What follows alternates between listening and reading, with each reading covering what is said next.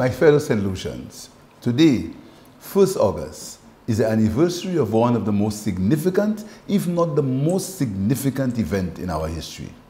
It was on this date, in 1838, that slavery was abolished in the British Empire, and the persons of African descent who were enslaved on the plantations in the British West Indies were granted their freedom.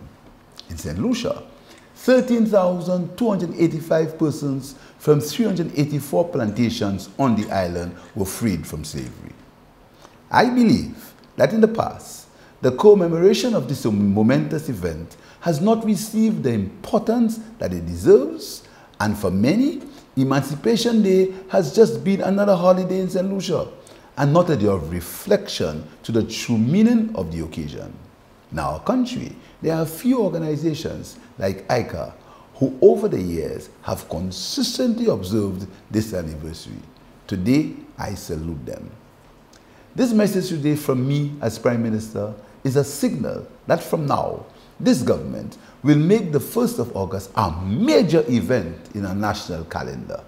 Our self-esteem, our dignity, our respect for the lives and struggles of our forefathers demand this of us. For while slavery was abolished in St. Lucia and other British territories 183 years ago, the mindset and racial attitudes that brought African people to the Caribbean and the Americas as slaves still lingers. In recent times, we have graphically witnessed in the USA the unwarranted killing of the African-American George Floyd in Minnesota last year, and that of our own Beaufort Jean the year before in Texas, and that of so many other African Americans. These events have shocked the consciousness of the entire world, resulting in a universal cry for racial equality, human rights, and justice for all. Even today, as we commemorate emancipation, the war continues. The war against racial discrimination, poverty, disease, drug abuse, marginalization, and inequality continues. We must, as a people, continue that resistance, remembering the struggle of our forefathers. Emancipation Day calls for us to pay homage to the resistance of armed rebellions like the 1794-1798 Brigand Wars in St. Lucia and the 1804 Haitian Revolution. The commemoration tells us that the resistance has not ended, and we must power the development of our country through education, commitment, discipline, hard work, and the determination to succeed.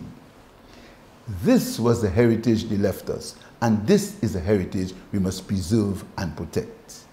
As we recognize this occasion, we are also to remind ourselves that we have to fight against attitudes that belittle our patrimony and cultural heritage whenever and wherever they exist. As one people, we are to respect our patrimony and observe our cultural heritage. The government of St. Lucia will always support the preservation of our heritage and the importance of sustainable use of the environment. In this regard, the government of St. Lucia will immediately reinstate the government subvention to the St. Lucia National Trust. Our government will also lend full support to the Caribbean Reparation Commission in its efforts to obtain reparation justice from our former European colonial powers. The commemoration of emancipation will not, however, be confined to giving greater recognition to the 1st August. It has to be a continuous process of continuous education, and so this government will take steps to ensure that the African, Caribbean, and St. Lucian history is taught at all levels of our schools. We'll also examine the possibility of making Creole an official language of our country. My dear citizens of St. Lucia, you opened a new dawn in the governance of our country when you elected the St. Lucia Labour Party just 1 week before this anniversary of Emancipation Day. We pledge to fight against the mental, economic, and social attitudes that reminds us of the terrible days of slavery and fight for a truly democratic society and equal opportunity for all. I end with the words of the late Nelson Mandela. True reconciliation does not consist of merely forgetting the past. A happy Emancipation Day to all. I thank you.